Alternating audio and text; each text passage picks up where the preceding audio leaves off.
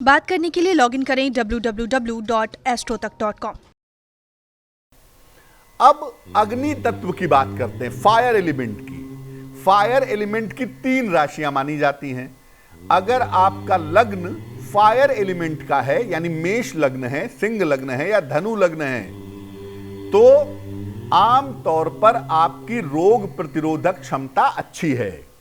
मेष लग्न में, सिंह लग्न में और धनु लग्न में सूर्य बड़ा इंपॉर्टेंट होता है, और सूर्य चूंकि यहां लीड करने लगता है, सूर्य की भूमिका ज्यादा हो जाती है, मंगल की भूमिका ज्यादा हो जाती है, इसलिए आम तौर पर जो इनकी रोग प्रतिरोधक क्षमता है वो बड़ी मजबूत होती है। ये आम तौर पर कम बीमार होते हैं, इनको फिजिकली बीमारी कम होती है। इनकी प्रॉब्लम होती है कि इनको चोट चपेट ज्यादा लगती है। मेष, सिंह और धनु लग्न वालों को बीमारियां नहीं होती, इनके साथ दुर्घटनाएं होती हैं, इनको चोट चपेट लग जाता है, ये वाला पार्ट थोड़ा ज्यादा होता है। अब अगर आपका लग्न मेष है, सिंह है या धनु है और आप चाहते हैं कि आप मजबूत बने रहें, आपकी रोग प्रतिरोधक क्षमता बेहतर बनी रहे, तो आप एक माणिक्य धारण करें, एक रूबी, एक माणिक्य बनवा लें, तकरीबन 6-7 रत्ती का माणिक्य बढ़िया सा, और तांबे या सोने की अंगूठी में दाहिने हाथ की अनामिका उंगली में रविवार को लेट मॉर्निंग तकरीबन 11-12 बजे के आसपास पहन लें। तो सूर्य के जो कॉन्स्टिट्यूएंट्स हैं, सूर्य के जो तत्व हैं, वो आपके शरीर में मजबूत होंगे, और सूर्य के तत्व जब मजबूत होंगे ना, तो आपका जो डिफेंस सिस्टम है, आपकी जो रोग प्रतिरोधक क्षमता है, वो काफी बेहतर हो जाएगी। अब जल तत्व की बात करते हैं। पहला तत्व था अग्नि तत्व। जल तत्व के 3 लग्न हैं, कर्क लग्न, वृश्चिक लग्न और मीन लग्न। इसका जो बेसिक प्रॉपर्टी है वो जल तत्व है। इनकी जो रोग प्रतिरोधक क्षमता है वो बड़ी कमजोर होती है। क्यों? जल का नेचर क्या है? धूप में रखा तो गर्म, फ्रिज में रखा तो ठंडा। जल का अपना कोई नेचर नहीं होता ना, तो रोग प्रतिरोधक क्षमता जो होती है जल तत्व वालों की, वो थोड़ी वीकर साइड में होती है ना, थोड़ी कमजोर होती है। और ऐसा देखा गया है कि कर्क, वृश्चिक और मीन लग्न के लोग जो होते हैं वो बहुत जल्दी इंफेक्शन के शिकार हो जाते हैं। इनका जो फूड वाला पार्ट है, जो खाने पीने वाला पार्ट है, खासतौर से जो पानी वाला पार्ट है, वो बड़ा इंपॉर्टेंट होता है। अगर ये साफ पानी पिए, खान पान सही रखें तो ठीक रहेंगे, लेकिन आमतौर पे लापरवाह होते हैं और बहुत जल्दी इंफेक्शन के शिकार हो जाते हैं। कुछ ना कुछ बीमारी इनके साथ लगी रहती है। आमतौर पे जलीय लग्न के जो लोग होते हैं, कर्क, वृश्चिक और मीन लग्न वाले, आप देखेंगे कि इनको थोड़ी सी ब्लड प्रेशर की प्रॉब्लम या शरीर में वाटर रिटेंशन की प्रॉब्लम, शरीर में सूजन वाली जो प्रॉब्लम होती है वो थोड़ी ज्यादा होती है। क्या करना चाहिए? इनके पास जो डिफेंस का मालिक है ना, उसे कहते हैं मंगल, मार्स। तो अगर ये मंगल वाले पार्ट को मजबूत कर लें तो बड़ा अच्छा हो जाएगा। क्या करना चाहिए? अच्छी रोग प्रतिरोधक क्षमता के लिए कर्क लग्न में, वृश्चिक लग्न में या मीन लग्न में एक देसी मूंगा बनवा के, थोड़ा बड़ा देसी मूंगा, तकरीबन 14-15 रत्ती का देसी मूंगा, तांबे या सोने की अंगूठी में, दाहिने हाथ की अनामिका उंगली में, मंगलवार को लेट मॉर्निंग 11-12 बजे के आसपास आप पहन लें। और ध्यान रखें, अपनी रोग प्रतिरोधक क्षमता को बढ़िया बनाने के लिए खान पान का बहुत ध्यान रखें। पानी कैसा पीते हैं, क्या खाते पीते हैं, बहुत ध्यान रखना होगा आपको। अब आते हैं तीसरे पार्ट पे। 2 पार्ट हो गए, अग्नि और जल। अब आता है तीसरा पार्ट, जिसे कहते हैं पृथ्वी तत्व, अर्थियल एलिमेंट।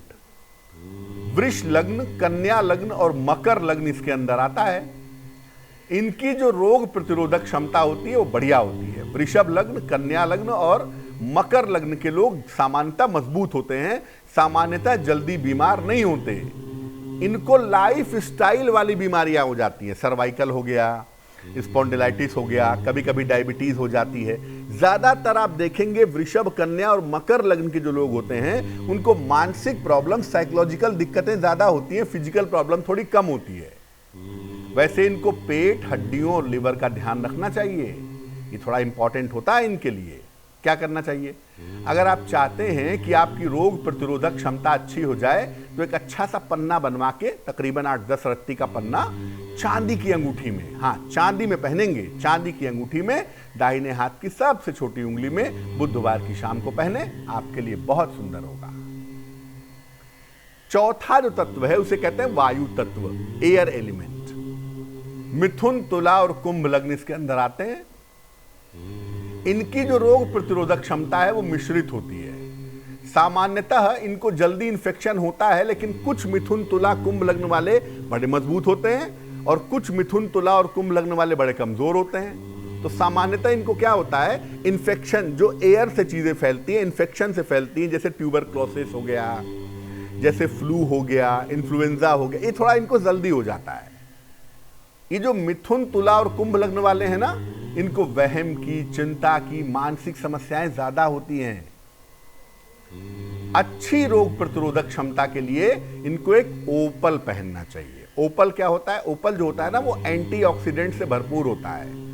और ओपल एक ऐसा स्टोन है ना, जो मन और शरीर दोनों के बीच में बैलेंस स्टैब्लिश करता है ना, दोनों के बीच में संतुलन बनाता है। तो एक अच्छा सा ओपल, तकरीबन 12-14 रत्ती का ओपल, व्हाइट हो तो बहुत अच्छा होगा। चांदी की अंगूठी में, दाहिने हाथ की तर्जनी उंगली में, शुक्रवार को लेट इवनिंग 8-9 बजे के आसपास पहन लें तो आपके लिए बहुत शुभ होगा। अब एक सवाल आता होगा मन में कि पांचवें तत्व की बात क्यों नहीं की, आकाश तत्व की। देखिए, आकाश तत्व की कोई राशि नहीं होती, हालांकि कुछ विद्वान कुंभ राशि को आकाश तत्व की राशि मानते हैं। और आकाश तत्व के जो अधिपति हैं उन्हें कहते हैं बृहस्पति। तो आकाश तत्व जो है वो आपकी प्रार्थना है, आपकी पूजा है, आपका ईश्वर से जुड़ाव है।